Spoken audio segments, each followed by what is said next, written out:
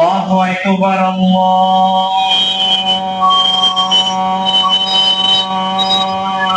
أكبر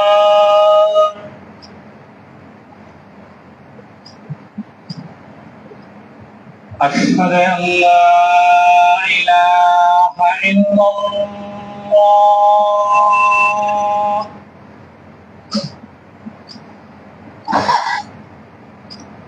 أشهد أن لا إله إلا الله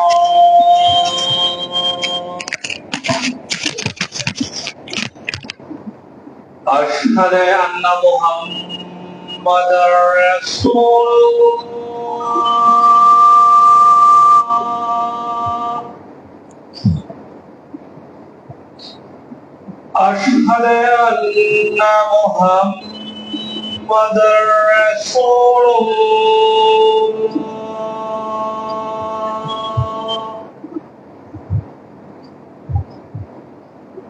حي على الصلاة حي على الصلاة حي على الفلاح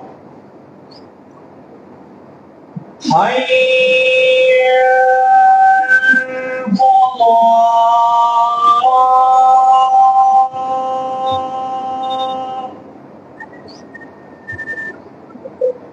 الله أكبر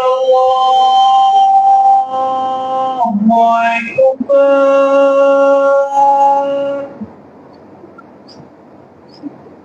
لا إله إلا الله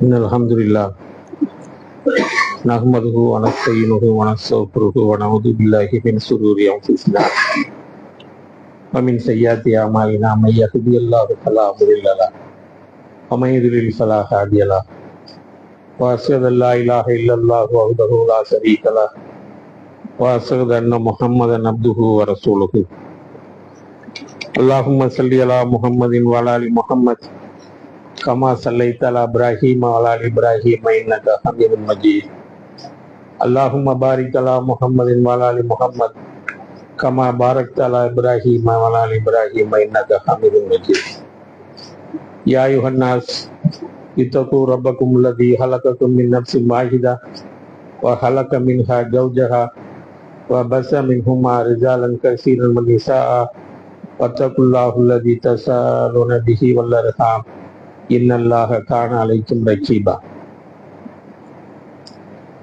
எல்லை இல்லாத இந்த அழகிய பிரபஞ்சத்தை படைத்து அதில் உள்ள பல லட்சம் கோள்களில் ஒரே ஒரு கோளை மட்டும் தேர்ந்தெடுத்து அதில் மனிதன் வாழ தேவையான அனைத்து விஷயங்களும் உள்ளடக்கி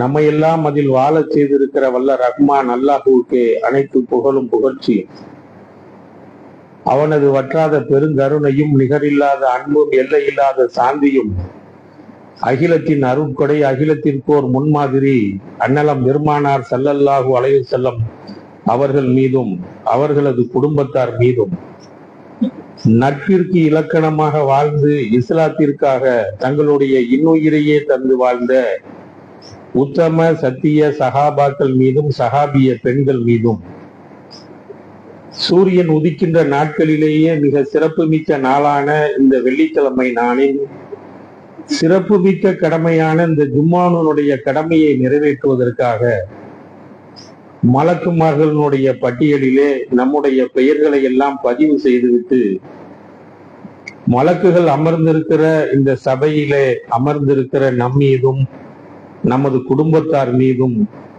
என்றென்றும் நின்று நிலவட்டுமாக என்ற பிரார்த்தனையோடு அல்லாஹுவின் வார்த்தைகளான அருள்மறையாம் திருமறை திருக்குர்ஆனும் அன்னலம் பெருமானார் ஸல்லல்லாஹு அலைஹி வஸல்லம் அவர்களின் வாழ்க்கை வழிகாட்டுதல் இவை இரண்டும் மட்டும்தான் முழுமை பெற்றுவிட்ட தீனுல் இஸ்லாம் மார்க்கம். இவை இரண்டை தவிர இஸ்லாம் என்ற பெயரில் சொல்லப்படுகிற அனைத்து புதியவைகளும் அனாச்சாரங்கள், அனைத்து அனாச்சாரங்களும் வழிகேடு, அனைத்து வழிகேடும் நம்மை நரகில் கொண்டு சேர்த்து விடும் என்ற அன்னலாரின் எச்சரிக்கை செய்தியோடு, அன்புக்கினியவர்களே, நம்முடைய வாழ்க்கையின் பல்வேறு சந்தர்ப்பங்களில் நாம் ஒரு சில விஷயங்களை சந்தித்திருப்போம். போய் பஸ் ஸ்டாண்ட்ல போய் நின்றுக்கிட்டு நம்ம குடும்பத்தோட போய் நின்றுட்டு நம்ம கேட்போம், சேலம் போற பஸ் எத்தனை மணிக்கு வரும் அப்படின்னு சொல்லி கேட்போம். இப்படி ஒவ்வொருத்தரும் ஒவ்வொரு அந்த டைமை பத்தி கேட்பாங்க, இந்த பஸ் எத்தனை மணிக்கு போகும் அப்படின்னு சொல்லி. அதே மாதிரி ஒரு சென்னைக்கு போறதா இருந்தா, இப்போ உங்களுக்கு தேனியிலிருந்து சென்னைக்கு சென்ட்ரலுக்கு ரயில் விட்டுருக்காங்க, நம்ம பெரம்பூர்ல இறங்கணுமா இல்ல சென்ட்ரல்ல இறங்கணுமா, நம்ம பெரம்பூர்ல இறங்கினா நம்ம சென்னையில போகக்கூடிய இடம் பக்கமா இருக்குமா, அப்ப அது பெரம்பூர்ல எத்தனை மணிக்கு போகும், சென்ட்ரல்ல போய் எத்தனை மணிக்கு இறங்கும், இப்படி பல்வேறு தகவல்களை நம்ம திரட்டுவோம். இதே மாதிரி ஒரு மண்டபத்துல ஒரு நிகழ்ச்சி அரேஞ்ச் பண்ணியிருந்தாங்கன்னா, ஒரு மார்க்க விஷயம் கூட்டம் நடத்தியிருப்பாங்க, அந்த கூட்டத்துக்கு நம்ம போய் உட்கார்ந்துருப்போம். 1/4 மணி நேரம் ஆயிருக்கும், எத்தனை மணிக்கு நிகழ்ச்சி ஆரம்பிப்பாங்கன்னு நம்ம கேட்போம். இது மாதிரி பல்வேறு சந்தர்ப்பங்கள்ல நம்முடைய வாழ்க்கையின் சந்தர்ப்பங்கள் இந்த மாதிரி கேள்விகள் தொடர்ந்து வந்து கொண்டே இருக்கும். ஒரு மௌத்து வீட்டுல போய் காலைல இறந்த செய்தி இறந்திருப்பாரு, போய் பார்த்துட்டு மௌத்தை பார்த்துட்டு எத்தனை மணிக்கு ஜனாசாவை எடுக்கிறாங்கன்னு கேட்போம். இப்படி அதே மாதிரி நம்முடைய பெரும்பான்மை இஸ்லாமிய சகோதரர்களுடைய திருமறை பத்திரிகையில பாத்தீங்கன்னா ஒரு செய்தி அடிச்சிருப்பாங்க, முபாரக்கான வேளையில் 12 மணிலிருந்து 11 மணிலிருந்து 12 மணி வரை மணிக்குள் முபாரக்கான வேலைன்னு ஒரு டைம் சொல்லியிருப்பாங்க. இந்த மாதிரி பல்வேறு சந்தர்ப்பங்கள்ல நம்முடைய வாழ்க்கையில இந்த நேரத்தை பத்திய ஒரு செய்தி நம்மளோடு வந்து கொண்டே இருக்கும். காலம் நம்முடைய வாழ்க்கையின் பல்வேறு பகுதிகளில் ஈடுபடுது இல்லையா? அல்லாஹ் ரப்புல் ஆலமீன் நம்ம இந்த உலகத்துல படைச்சதே நமக்கு வாழ்க்கையை கொடுத்ததே பெரிய பாக்கியம். அதுலயும் அவனுடைய இயற்கை மார்க்கமான இஸ்லாமிய மார்க்கத்துல நம்ம தேர்ந்தெடுத்து இந்த மண்ணிலே நம்மளை வாழ செஞ்சுட்டான் பாத்தீங்களா, அது மிகப்பெரிய அருட்கொடை. இந்த வாழ்க்கை நம்ம மிகப்பெரிய அருட்கொடை நம்ம சொல்றோம்ல. வாழ்க்கைனா என்ன? வாழ்க்கை என்றால் என்ன? ஒரு மனிதன் பிறந்து மரணிக்கிற வரைக்கும் இடைப்பட்ட உள்ள காலம்தான் நமக்கெல்லாம் தெரியுது வாழ்க்கை. அப்ப வாழ்க்கைன்னா என்ன? வாழ்க்கைனா time. Time is equal to வாழ்க்கை. வாழ்க்கைனா அல்லாஹ் நமக்கு வழங்கிய காலம். ஒரு மனுஷனுக்கு 20 வருஷம் கொடுத்திருக்கலாம், அல்ல 30 ஆண்டுகள், 50 ஆண்டுகள், 60 ஆண்டுகள், 70 ஆண்டுகள், 80 ஆண்டுகள் கொடுத்திருக்காங்க. அப்போ வாழ்க்கைனா அல்லாஹ் நமக்கு வழங்கிய காலம்தான் நம்ம வாழ்க்கைங்கிறோம். அதனாலதான் வாழ்க்கையே அல்லாஹ் வழங்கிய மிகப்பெரிய அருட்கொடை நம்ம சொல்றோம். நம்முடைய வாழ்க்கையில நம்ம என்ன செய்யறோம்? ஒரு நாளைக்கு 24 மணி நேரம். இந்த 24 மணி நேரத்துல நம்ம 7 மணி நேரம் தூக்கத்துக்காக நம்ம கழிச்சுட்டா கூட, மற்ற விஷயங்களுக்கெல்லாம் நம்ம நேரத்தை செலவழிச்சாலும், தூக்கத்துக்காக 7 மணி நேரத்தை நம்ம செலவழிச்சுட்டா ஒரு நாளைக்கு 17 மணி நேரம் தான் நம்ம கையில இருக்கு. இந்த 7 மணி நேரத்தை நம்மளுடைய 50 ஆண்டு கால 60 ஆண்டு கால வாழ்க்கையோட நம்ம ஒரு நாளைக்கு ஒரு வருடத்துக்கு பெருக்கி பாத்தீங்கன்னா, நமக்கு வழங்கப்பட்ட இந்த நல்ல 60 ஆண்டுகள் 65 ஆண்டுகளுக்கு பாத்தீங்கன்னா 10 ஆண்டுகள் அதுல இருந்து போயிடும். 10 வருஷம் போயிடும். நீங்க வீட்டுல போய் கால்குலேஷன் போட்டு பாருங்க. 7 மணி நேரம் இன்ட்டு 30 நாள் இன்ட்டு 360 12 மாசத்துக்கு பெருக்கி நீங்க 60 ஆண்டுகளுக்கு நீங்க பெருக்கி பாத்தீங்கன்னா கிட்டத்தட்ட 10 ஆண்டுகள் நம்முடைய வாழ்க்கையில இது அப்படி தூர போயிடும். அப்ப நமக்கு வழங்கப்பட்ட இந்த 50 ஆண்டுகளோ 60 ஆண்டுகள் இந்த 10 வருஷம் போனா மீதி இருக்கிற குறைந்த காலம் எவ்வளவு? 30 அல்லது 40 ஆண்டுகள். இந்த 30 வருஷத்துல அல்லது 40 வருஷத்துல நம்மளுக்கு விவரம் தெரியக்கூடிய அல்லது நாம் தெளிவடையக்கூடிய காலம் எப்போ? ஒரு 25 வயதுல நம்ம தெளிவான ஒரு நிலைக்கு நம்ம வருவோம். ஒரு பொருளாதாரத்தை ஈட்டக்கூடிய இடத்துக்கோ அல்லது ஒரு திருமணத்திற்கான ஒரு இடத்திற்கோ நாம் வரும்போது 25 வயசு. அங்கிருந்து நம்ம பயணம் தொடங்கினா எங்க போய் நிற்கும்? ஒரு ஆரோக்கியமான வாழ்க்கை நடக்கும் இல்லையா? நமக்கு உடல் ஆரோக்கியமா இருக்கும்ல. அந்த வாழ்க்கை 25 ஆண்டுல இருந்து ஒரு எத்தனை வயசு வரைக்கும் இருக்கும்? ஒரு 55 ஆண்டுகள் வச்சுக்கிறோமா? அல்லது ஒரு 60 வருஷம் நான் ஆரோக்கியமா இருப்பேங்க அப்படின்னு சொன்னாலும் எவ்வளவு ஆச்சு, எத்தனை வருஷம் ஆச்சு? அப்ப 40 ஆண்டுகள் நமக்கு கிடைச்சிருக்கு. இந்த 40 ஆண்டுகள்ல நம்ம ஏற்கனவே சொன்ன அந்த 10 ஆண்டுகளை நீங்க கழிச்சுட்டா நம்ம கையில இருக்கிறது வெறும் 30 வருஷம் தான். அப்போ அல்லாஹ் வழங்கிய அந்த அருட்கொடை எப்படி மகத்தானது என்பது இப்ப நம்ம கையில விளக்குதா? வெறும் 30 ஆண்டுகளை நம்ம கையில வச்சுக்கிட்டு நம்ம வாழ்ந்துகிட்டு இருக்கோம்.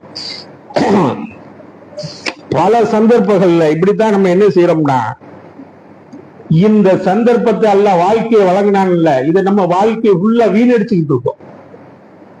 நீங்க பல நண்பர்கள்ட்ட கேளுங்களேன், பாய் இந்த வாரம் ஞாயிற்றுக்கிழமை திருமுனை பிரச்சாரம் வச்சிருக்கோம், கொஞ்சம் வந்துட முடியுமா அப்படின்னு கேட்டா, டைம் இல்லை பாய். பாய் சண்டே தானே? இல்ல பாய், முக்கியமான ஒரு கமிட்மெண்ட் இருக்கு, என்னால வர முடியாது, எனக்கு டைம் இல்லை அப்படின்பா. பாய் வர சனிக்கிழமை ஒரு பெண்கள் பயான் வச்சிருக்கு, நீங்க ஒண்ணும் செய்ய வேண்டாம், அவர் பேச்சாளர் வருவாரு, ஒரு 1/4 மணி நேரம் அவரோட இருந்தா போதும், அதுக்கடையில நான் வந்துருவேன், அதுக்கப்புறம் நீங்க போயிடலாம். இல்ல பாய் எனக்கு நேரம் இல்லை பாய். சுபு தொழுதுட்டு ஒரு 1/2 மணி நேரம், ஒரு 10 நிமிஷம் ஒரு ஆலோசனை கூட்டம் போட்டுருவான். முன்மாதிரி இப்ராஹிம் நபிங்கிற தலைப்புல ஒரு சின்ன ஒரு பொதுக்கூட்டம் நடத்தலான் இருக்கோம். இல்ல பாய் எனக்கு டைம் இல்லை. நம்ம பல சந்தர்ப்பங்கள்ல நம்முடைய நண்பர்கள்ல, நான் மார்க்கம் சம்பந்த விஷயமா பேசுறேன், கேட்கும் போதெல்லாம் நம்முடைய சகோதரர்கள் சொல்லக்கூடிய வார்த்தை எனக்கு நேரம் இல்லை, நேரம் இல்லை, நேரம் இல்லை. ஆனா இதே நண்பர்களே, இதே சகோதரர்கள்ல வீட்டுல போய் பாத்தீங்கன்னா உட்கார்ந்து டிவில நியூஸ் பார்த்துக்கிட்டு இருப்பாரு, இன்னொரு விஷயங்கள் பார்ப்பாரு, நம்ம பேசுவோம். டிவில நியூஸ் பார்த்துக்கிட்டு இருப்பாரு. இல்ல கிரிக்கெட், இந்தியா இங்கிலாந்து கிரிக்கெட் இப்ப T20 போயிட்டு இருக்கு, ரொம்ப இன்ட்ரெஸ்டா போய் பார்த்துக்கிட்டு இருப்பாரு. 7 மணிக்கு 6 மணிக்கெல்லாம் இவ்வளவு அவர் வேலையெல்லாம் முடிச்சுட்டு கூட பார்ப்பாரு, உட்கார்ந்து பார்த்துக்கிட்டு இருப்பாரு. 7 மணிக்கு எப்ப ஸ்டார்ட் ஆகும்? அல்லது செல்போன்ல இப்ப என்ன செஞ்சுக்கிட்டு இருப்பாரு, ரீல்ஸா பார்த்து தனியா உட்கார்ந்து சிரிச்சுக்கிட்டு இருப்பாரு. போய் கேட்டோம்னா, என்னப்பா என்ன செஞ்சுக்கிட்டு இருக்கீங்க? நேரமே போக மாட்டிருக்கு பாய். எப்பொழுது நம்மிடம் நேரமே இல்லை என்ற சகோதரர் நம்மிடம் என்ன சொன்னாரோ அதே சகோதரர் நம்மிடம் சொல்லுவார், நேரமே போக மாட்டிருக்கு பாய், போர் அடிக்குதுன்னு பார். நாம் நேரத்தை வீணடித்துக் கொண்டிருக்கிறோம்.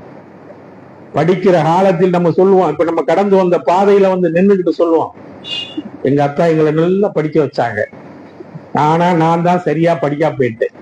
அந்த காலகட்டத்துல படிச்சு படிச்சு சொன்னாங்க, திரும்ப திரும்ப சொன்னாங்க, தம்பி எப்படியாவது படிச்சிரு, எப்படியாவது படிச்சிருன்னு சொன்னாங்க. என்னுடைய காலத்தை நான் வீணாக்கிட்டேன், இந்த படிப்பினுடைய அருமை எனக்கு இப்ப தெரியுதுன்னுமா சொல்லுவோம் இல்ல, வருத்தப்படுவோம் பாருங்க. பல சந்தர்ப்பங்கள்ல இது மட்டும் இல்ல, நம்முடைய வயோதிகமான பெற்றோர்கள் நம்மளோடு இருப்பாங்க, தாய் தந்தையர் நம்மளோடு இருப்பாங்க. அவங்க இருக்கிற காலத்துல அவங்கள்ட்ட அன்பா பேசி அவங்களை அரவணைத்து அவர்களிடம் நல்ல பழக்க வழக்கங்களை மேற்கொள்ளாமல் உதாசீனப்படுத்திவிட்டு அவர்கள் நம்மிடமிருந்து பிரிந்த பிறகு இப்ப நின்று நான் 60 வயசுல 50 வயசுல நின்றுகிட்டு இருக்கும் போது என்னுடைய அந்த வெற்றிடத்தை யாராலும் நிரப்ப முடியுமா? நம்முடைய தாய் தந்தை நம்மிடம் சென்று விட்ட அந்த வெற்றிடத்தை யாராலும் நிரப்ப முடியுமா? நம்ம கை சேதப்பட்டு போய் நிற்போம். என்னுடைய தாய் இப்பொழுது என்னிடம் இல்லையே, என்னுடைய தந்தை இப்படி இல்லைன்னு இருப்போம். பல சந்தர்ப்பங்களில் நம்முடைய வாழ்க்கையில் அல்லாஹ் நமக்கு வழங்கி இந்த அற்புதமான இந்த காலத்தை வீணடித்து விட்டு உட்கார்ந்திருக்கிறோம். அன்பிக்கினவர்களே, இத மாதிரி நம்ம என்ன சொல்லுவோம்னா, கடந்த காலம் இருக்கும்ல, இப்ப ஒவ்வொருத்தருக்கும் 20 வருஷம் 30 வருஷம் முடிஞ்சிருக்கும். இதெல்லாம் பத்தி பேசும்போது நம்ம என்ன சொல்லுவோம், நேத்து மாதிரி இருக்கு, ஓடி போச்சும்போம். படிச்சோம், நின்னோம், வந்தோம், கல்யாணம் பண்ண, பிள்ளை நேத்து மாதிரி இருக்கு. இன்னைக்கு கூட 25 பிறந்து 1 மாசம் முடிய போதும்போம். டக்கு டக்குன்னு ஓடிக்கிட்டு இருக்கு, நேத்து மாதிரி இருக்கு, எல்லாம் நடந்து முடிஞ்சிருச்சும்போம். இதைத்தான் நாளைக்கு மறுமையிலும் சொல்லுவோம். அல்லாஹ் எழுப்பி வச்சுட்டு நிப்போம் சொல்லுவான்ல, ஆதாரம் இங்கேயே நம்மளே பேசுறோம். கொஞ்ச காலம் வாழ்ந்தோம்னு சொல்லுவோம்ல, பூமியில நம்ம கொஞ்ச காலம் தான் நாங்க வாழ்ந்தோன்றோம்ல, இப்பவே நம்ம சொல்றோம்ல, நம்முடைய கடந்த காலத்தை பத்தி நாம் சொல்லும் பொழுது என்ன சொல்றோம், நேத்து மாதிரி இருக்கு வாழ்க்கை, ஓடி போச்சுங்கிறோம். இதை அல்லாஹ் திருமறையிலே நாளை மறுமையில சொல்றோம்ல, இந்த காலத்தை பத்தி அல்லாஹ் சொல்லும் போது திருமறையில சொல்றான், வல்லஸ்ரி இன்னல் இன்சான லஃபீ குஸ்ர், காலத்தின் மீது சத்தியமாக மனிதன் நஷ்டத்தில் இருக்கிறான்ங்கிறான். அடுத்து சொல்றான், வல்லையில் இரவின் மீது சத்தியமாக, வல்லுகா முற்பகலின் மீது சத்தியமாக. நீங்க பாத்துட்டீங்கன்னா காலத்தின் மீது பல இடங்கள் அல்லாஹ் சத்தியம் பண்ணுவான். அல்லாஹுக்கு தான் தெரியும் அவன் படைத்ததில் எது வேல்யூபிள் திங்ஸோ அதன் மீது அல்லாஹ் சத்தியம் செய்கிறான். காலம் மிக மதிப்புக்குரிய ஒரு பொருள் என்பதால் அல்லாஹ் அதன் மீது சத்தியமிட்டு நமக்கு சொல்கிறான், மனிதன் நஷ்டத்தில் இருக்கிறான். அதே போன்று அல்லாஹ் திருமறையில இன்னொரு இடத்திலே சொல்கிறான், இக்குதரல் இன்னாசி வஹிசாபஹும் சுகும் ஃபீஹி ஹப்லத்தின் மௌரத்தூன். மனிதர்களே, மறுமை நாள் உங்களிடம் நெருங்கிக் கொண்டிருக்கிறது, ஆனால் நீங்கள் பொடும்போக்காக வாழ்ந்து கொண்டிருக்கிறீர்கள். உனக்கு மரணம் நெருங்கிக்கிட்டு இருக்குப்பா, அதன் மூலம் நீ மறுமையை சந்திக்க போற, ஆனா நீ அதை பத்தி கண்டுக்கவே இல்லாம பொடும்போக்கா உன்னுடைய வாழ்க்கையை நகர்த்திட்டே போய்கிட்டு இருக்கீங்கிற அல்லாஹ்வின் தூதர் ஸல்லல்லாஹு அலைஹி வஸல்லம் அவர்கள் சொல்கிறார்கள், மனிதர்கள் இரண்டு விஷயத்தில் நஷ்டவாளிகளாக இருக்கிறார்கள். ஒன்று அவனுக்கு வழங்கப்பட்ட ஆரோக்கியம், மற்றொன்று அவனுக்கு வழங்கப்பட்ட ஓய்வு. அவனுக்கு வழங்கப்பட்ட அந்த ஆரோக்கியமான காலம் இருக்கிறது அல்லவா, இந்த 25 ஒரு 50 வயது வரை, இந்த காலத்தை அவன் பயன்படுத்துவது தவறிவிடுகிறான். அதே போன்று அவனுக்கு அல்லாஹ் வழங்குகிறானே ஓய்வு நேரங்கள், இந்த ஓய்வு நேரத்தை எல்லாம் அவன் வீணடித்து விடுகிறான்ங்கிறாங்க. எந்த மனிதனும் அதை சரியாக பயன்படுத்தாமல் நஷ்டமடைந்து விடுகிறான்ங்கிறாங்க. நாளை மறுமையிலே பல கேள்விகள் கேட்கப்படும், நிறைய கேள்விகள். முதல் கேள்வி தொழுகையில் இருந்து நம்முடைய எல்லா கேள்விகளும் கேட்கப்படும். அதில் 4 கேள்விகள் கேட்கப்படாமல் நாம் அந்த இடத்தை விட்டு நம்ம நகல முடியாது. அதுல என்ன 2, அதுல மிக முக்கியமான 2 எதுன்னு கேட்டீங்கன்னா, அல்லாஹ் கேட்பான், உனக்கு வழங்கிய ஆயுள் காலத்தை நீ எப்படி பயன்படுத்தினாய். இரண்டாவது கேள்வி குறிப்பாக கேட்பான், உனக்கு வழங்கிய வாழ்க்கை வழங்கினவோ ஆயுள் காலம், அந்த ஆயுள் காலத்தில் உன்னுடைய இளமை பருவத்தை நீ என்ன செய்தாய், எப்படி கழித்தாய். இந்த 2 கேள்விகளுக்கும் நாம் பதில் சொல்லியே ஆக வேண்டும். அதே போன்று ஸல்லல்லாஹு அலைஹி வஸல்லம் அவர்கள் சொல்கிறார்கள், 5 விஷயங்கள் உங்களுக்கு வருவதற்கு முன்னால் நீங்கள் 5 விஷயங்களை செய்து விடுங்கள்ங்கிறாங்க. உங்களுக்கு மரணம் வருவதற்கு முன்னால் உங்கள் வாழ்க்கையை சிறப்பாக வாழ்ந்து கொள்ளுங்கள்.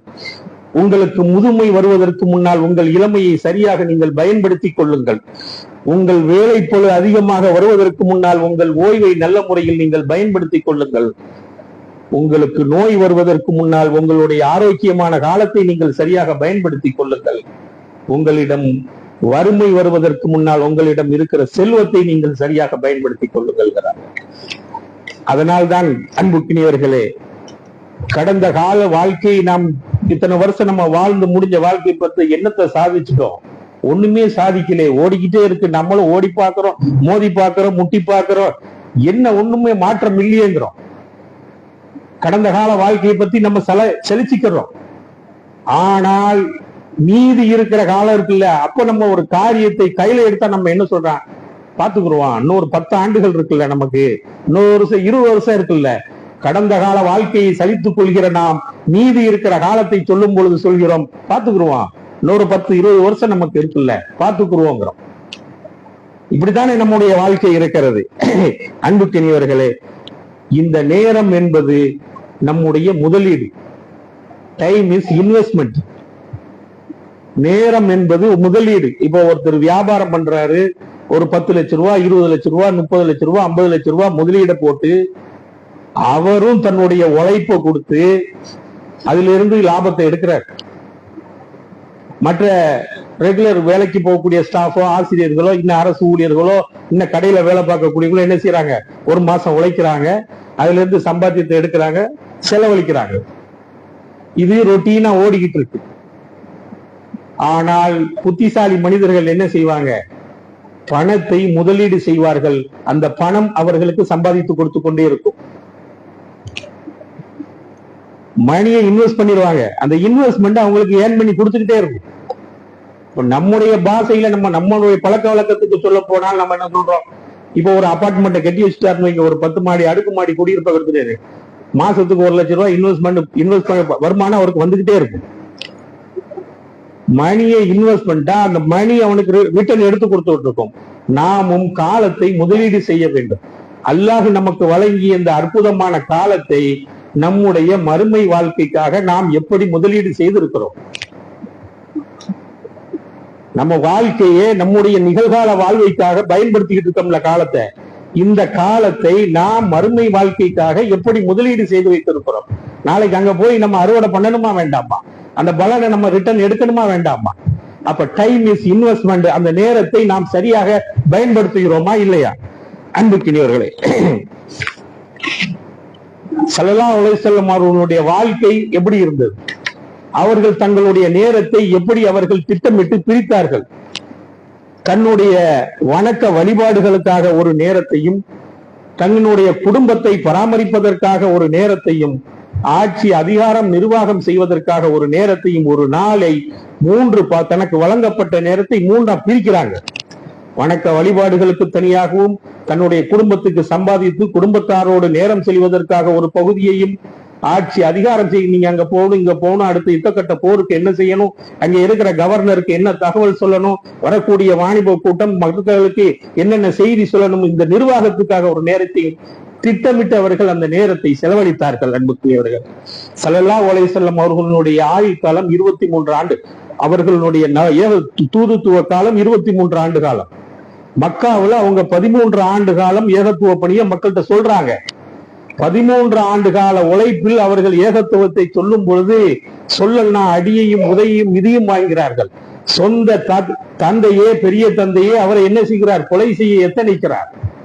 இவ்வளவு நெருக்கடிகளுக்கு மக்கத்தில், சோதனைகள் மத்தியிலும் அங்கே இஸ்லாத்தை ஏற்றுக்கொண்டவர்கள் எவ்வளவு பேர்? மக்காவில் 13 ஆண்டுகள் அந்த ஏகத்துவத்தை அந்த மக்கள்கிட்ட பேசினாங்கல்ல, மக்கள்கிட்ட வீடு போய் தேடி தேடி சொன்னாங்கல்ல, இரவுல ரகசியமா பயந்து போய் சொன்னாங்கல்ல, எவ்வளவு பேர் இஸ்லாத்தை ஏற்றுக்கொண்டார்கள்? சொற்ப எண்ணிக்கையிலான, அவங்களும் அந்த மண்ணுல தங்க முடியல. 40க்கும் அதிகமான பேர் தான் நான் இஸ்லாத்தை ஏகத்துவத்தை ஏற்றுக்கொண்டார்கள். ஆனா இப்ப அப்படி வாங்க, அகதியா மதீனாவுக்கு வர்றாங்க. மதீனாவுல 10 ஆண்டுகள் அவர்கள் வாழ்க்கை நடத்துகிறார்கள். அல்லாஹ் ஆட்சி அதிகாரத்தை கொடுக்கிறான். கூட்டம் கூட்டமாக மக்கள் இஸ்லாத்தை ஏற்றார்கள். இப்பொழுது நாம் சொல்லுவோம், இந்த 10 ஆண்டுகள் உழைப்பு தான் அவர்களுக்கு இந்த வெற்றியை கொடுத்ததா, இல்லை ஒட்டுமொத்த இந்த 23 ஆண்டு கால உழைப்பு அவர்களுக்கு இந்த வெற்றியை கொடுத்ததா? 23 ஆண்டு கால உழைப்பு, மக்காவில் அந்த 13 ஆண்டு உழைப்பு, அன்று அங்க மதீனாவில் இருந்து ஹஜ்ஜிக்கும் வாணிபத்துக்கும் வந்த மக்களிடம் இந்த ஏகத்துவத்தை சொல்கிறார்கள். இதை கேட்டுக்கொண்டு போய் மதீனாவிலே அந்த மக்களிடத்திலே சொன்னார்கள் என்பது வரலாறுக்கு நமக்கு சொல்லி காட்டுகிறது அல்லவா? இந்த உழைப்பு அங்கே பலனாக அறுவடை செய்யப்படுகிறது. அவர்களுடைய 23 ஆண்டு கால அந்த உழைப்பு தான் இந்த மாபெரும் வெற்றியை கொடுத்தது. அப்ப நம்ம அந்த டைமை எப்படி இன்வெஸ்ட் பண்றோம், வாழ்க்கை எப்படி வாழ்கிறோம் என்பதல்ல.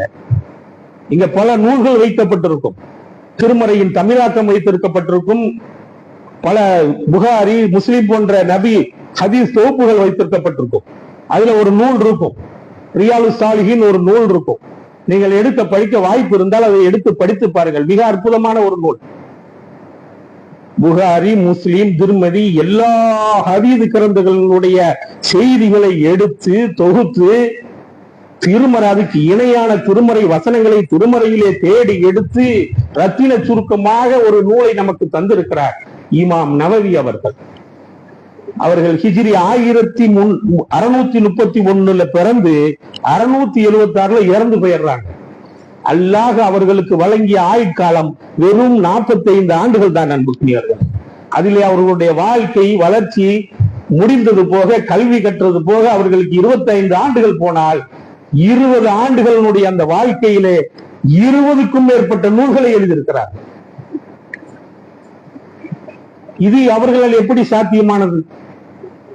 எவ்வளவு பெரிய தேடலோடு அந்த நூலை ஒரு தயாரித்து நமக்கு வழங்கி இருக்க முடியும். எடுத்து பிரட்டி பாருங்கள். அதுல ஒவ்வொரு தலைப்பையும் முத்தான தலைப்புகளை கொடுத்து பல திருமறை வசனங்களை எடுத்து போட்டு எல்லா நூல்களிலிருந்தும் அதுக்கு தேவையான ஹதீஸ்களை தேடி கண்டுபிடிச்சு அந்த காலகட்டத்துல இந்த 25 ஆண்டுகள், இந்த ஒரு நூல் அல்ல 20 நூல்களை நமக்கு வழங்கி விட்டு செல்கிறார்கள். இன்றும் நம்மோடு வாழ்ந்து கொண்டிருக்கிறார்கள். இந்த உலகம் அழியும் வரை நம்மோடு வாழ்ந்து கொண்டிருப்பார்கள். நாம் எப்படி வாழ்கிறோம் என்பது முக்கியமல்ல, இந்த வாழ்க்கை நமக்கு கிடைத்ததல்லவா, நாம் வாழ்க்கையை எப்படி நாம் சரியாக திட்டமிட்டு வாழ்கிறோம் என்பது மிக அவசியம். அன்புக்குரியவர்கள், அல்லாஹ் திருமறையிலே நம்மை பற்றி சொல்லும் பொழுது சொல்கிறான், நான் உங்களை பலகீனமாக படைத்தேன்கிறான். அது நமக்கு எல்லாம் தெரியும். நம்ம பிறக்கும் போது 5 வயது வரைக்கும் அம்மாட்டையும் அத்தாட்டையும் துணை இல்லாம நம்மளால எதுவும் செய்ய முடியாத நிலையில தான் நம்ம இருந்தோம். அதுக்கப்புறம் விவரம் தெரிஞ்சு ஒரு 10-15 வயசு வரும் வரைக்கும் தான் ஒரு தெளிவு நிலையை நமக்கு அடைகிறோம். அறிவு ரீதியாக உடல் ரீதியாக 5 ஆண்டுகள் கழித்து நாம் தெளிவடைந்து விட்டாலும் அறிவு ரீதியா நம்ம எப்போ வர்றோம்? ஒரு 15 ஆண்டுகள் வர்றோம். திரும்ப முதுமையை பத்தி சொல்லும் பொழுது வயோதிக காலத்திலும் நான் உங்களை பலகீனமாக பலகீனமா தான் வச்சிருக்கேன் அப்படிங்கிறான். உங்களுடைய முதுமை காலமும் உங்களுக்கு பலவீனம். அப்ப இடைப்பட்ட இந்த இளமை காலம் இருக்கு பாத்தீங்களா, இதுதான் உங்களுக்கு சிறந்தது. இந்த இளமை காலத்தை பற்றி தான் நாளைக்கு அல்லாஹ் நம்முடைய கேள்வி கேட்பேன்னு நினைக்கிறான். இந்த வயோதிக காலம் இருக்குல்ல, இந்த நமக்கு முடி நிறைக்குதுன்னு வைங்க. எனக்கு ஒரு 40 வயசு 45 வயசு, எனக்கு 60 வயசு ஆச்சு. நமக்கு ஒரு 40-45 வயசுல மெதுவா ஒரு வெள்ளை முடி வந்துச்சுன்னு வைங்க, நம்ம என்ன செய்வோம்? கண்ணாடியில முகத்தை பார்த்து ஆஹா முடி வந்துட்டு அப்படியே ஒரு கட் பண்ணி எடுத்துட்டு நம்ம இன்னும் அழகா ஆக்கிக்கிட்டு மெருகட்டுறதுக்கு பார்ப்போம். அங்கங்க தலைமுடி நிறைக்க ஆரம்பிச்சிருச்சுன்னா எனக்கு ஏதாவது ஒரு டை மருதாணி யூஸ் பண்ணுவோமா, இல்ல டார்க் ப்ரௌன் கலர் எடுத்து யூஸ் பண்ணுவோமா நினைப்போம். ஆனால் அது நமக்கு காலம் செய்கின்ற எச்சரிக்கை. அது நமக்கு காலம் செய்கின்ற எச்சரிக்கை. உனக்கு வயதாகி கொண்டிருக்கிறது, உனக்கு வயதாகி கொண்டிருக்கிறது, உன்னுடைய காலத்தை நீ வீணடித்துக் கொண்டிருக்கிறாய், நீ அதை சரியான வழியில் செலவு செய் என்பதற்கான எச்சரிக்கை தான் நமக்கு. இந்த மாதிரி ஒவ்வொன்று வருது, உடல் உபாதைகள் வருது இல்ல. இப்ப என்னால உட்கார்ந்து தொழ முடியல, நார்மலா தொழ முடியல, உட்கார்ந்துதான் தொழ முடியுது. முட்டு வலி வருது, கை வலி வருது, கால் வலி வருது, பல்வேறு உடல் உபாதைகள் எச்சரிக்கை செய்து கொண்டே இருக்கிறது. உன்னுடைய காலங்கள் முடிய போகிறது, உனக்கான கால அவகாசம் முடிய போகிறது, நீ சரியாக பயன்படுத்திக் கொள் என்று அது நமக்கு எச்சரிக்கை செஞ்சுக்கிட்டே இருக்கு காலம். ஆனால் அதை நாம் பயன்படுத்த தவறுகிறோம். முதுமை காலத்துல நமக்கு மார்க்கத்தை நான் பின்னாடி பார்த்துக்கலாம் சொல்லிட்டு ஒரு 50-55 வயசுல 60 வயசுல வந்து நின்றுட்டு இருந்தா அல்லாஹ் சொன்ன மாதிரி அவன் சொன்ன தொழுகையை முழுமையாக நம்மால் தொழ முடியல, உட்கார்ந்துட்டு தொழ வேண்டியது இருக்கு. அதன் பலனை நம்மால் அனுபவிக்க முடியுமா? சரி, சுகர் இருக்கு, பிரஷர் இருக்கு, கொலஸ்ட்ரால் இருக்கு, இந்த நோயோட உட்கார்ந்துகிட்டு இருக்காரு. ரமலான் வருது, நோன்பு பிடிக்கலாம்னா ஒரு ஆள் நோன்பு பிடிக்க முடியாது. ஏன்? தன்னுடைய இளமை காலத்தை வீணெடுத்ததன் விளைவு முதுமை காலத்தில் அவர் செய்ய நினைத்தாலும் அதை அவரால் செய்ய முடியவில்லை. அதனால்தான் அன்புக்கினியவர்களை நம்முடைய செயல்களை மிக தெளிவாக திட்டமிட்டு ஒவ்வொரு வேலையும் செய்ய வேண்டும்.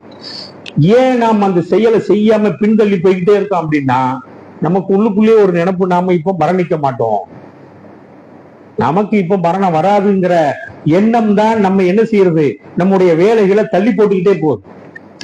பார்த்துக்குருவோம். அதனாலதான் 80-85 வயது ஓய்வு காலத்தில் நம்முடைய முதியோர்கள் வீட்டுல இருந்தா கூட பெரியப்பா பெண்களோ ஆண்களோ தாத்தா பாட்டியோ அம்மா அப்பாவோ வீட்டுல இருந்தாங்கன்னா என்ன செய்யறாங்க? தன்னுடைய வேலையை தான் அந்த அளவுக்கு செய்ய முடியும், சாப்பிட முடியும், போய் மலஜலம் கழித்துக் கொள்ள முடியும், அந்த வீட்டுக்குள்ளேயே புலங்கிருப்பாங்க. ஆனால் மீதி நேரங்கள் அவங்க என்ன செய்யறாங்க? டிவியில பொழுதுபோக்கு அம்சங்களை பார்த்துக்கிட்டு இருக்காங்க. அப்போ கூட அவங்களுக்கு என்ன நினைக்கல, எனக்கு இன்னும் கொஞ்ச நாளில் மரணம் வரும்னு நினைப்பு வரல. டிவியில உட்கார்ந்து அவங்க நாடகத்தையும் நகைச்சுவை காட்சிகளையும் தானே பார்த்துக்கிட்டு இருக்காங்க. அப்ப நேரத்துல கூட அவங்களுக்கு அந்த எண்ணம் வரலையே, நமக்கான மரணம் நெருங்கி விட்டு கொண்டிருக்கிறது என்ற எண்ணம் இல்லாதனால தானே அப்ப கூட அவங்களுக்கு அந்த சிந்தனை வராம அதை செஞ்சுக்கிட்டு இருக்காங்க. அன்புக்கினியவர்களே,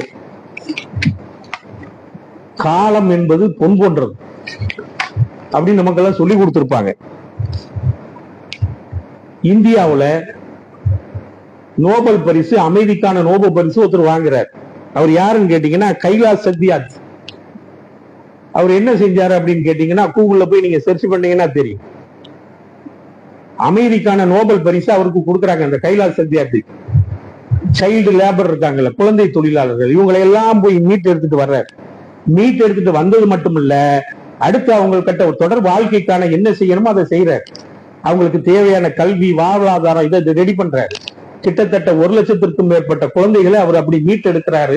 அவருக்கு என்ன செய்யறாங்க? நோபல் பரிசு கொடுக்குறாங்க. அப்ப செய்தியாளர்கள் அவர்கிட்ட வந்து கேட்கிறாங்க, இந்த செயலை உங்களுக்கு செய்ய தூண்டியது எது அப்படின்னு கேட்கிறாங்க. அவர் ஆங்கிலத்தில் சொல்றாரு, இதை நான் செய்யாவிட்டால் யார் செய்வது, இதை நான் இப்பொழுது செய்யாவிட்டால் நான் எப்பொழுது செய்வதுன்னு அவர் அந்த கேள்வியை கேட்கிறார் ஆங்கிலத்துல. இப்ப நம்ம புலம்புறோம், சமுதாயம் ரொம்ப கெட்டு போய் கிடக்குது, தட்டு தகடு மந்திரம் மாயம் தர்கா வழிபாடு இணை வைப்பு காரிகள்ல மூழ்கி போய் கிடக்குறாங்க.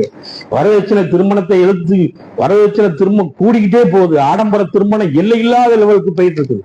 மாற்று மத சகோதரர்களுடைய திருமணங்களை விட மிக ஆடம்பரமாகவும் மிக மோசமாகவும் கேளிக்கையோடு நடந்துகிட்டு இருக்குன்னு புலம்பிக்கிட்டே இருக்கோம். ஒருவருக்கொருவர் பேசிக்கொண்டிருக்கிறோம். ஆனால் இதை யார் செய்வது? இதை இந்த மக்களிடத்தில் யார் சொல்வது?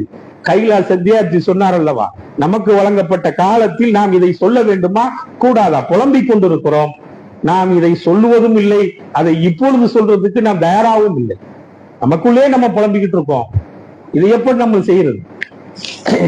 அதனால்தான் அன்புக்குரியவர்களே, அல்லாஹ் திருமறையில சொல்றான், என்ன ஒவ்வொரு ஜும்மாவுடைய தொடக்க உரையில நீங்க கேட்டிருப்பீங்க, யாயுள்ளதீன ஆமனும் இத்தக்குல்லாஹ ஹக்க காபிஹி வலா தமூத்துன்ன வ அன்தும் முஸ்லிமீன். நீங்கள் முஸ்லீமாக தவிர மரணித்து விடாதீர்கள்.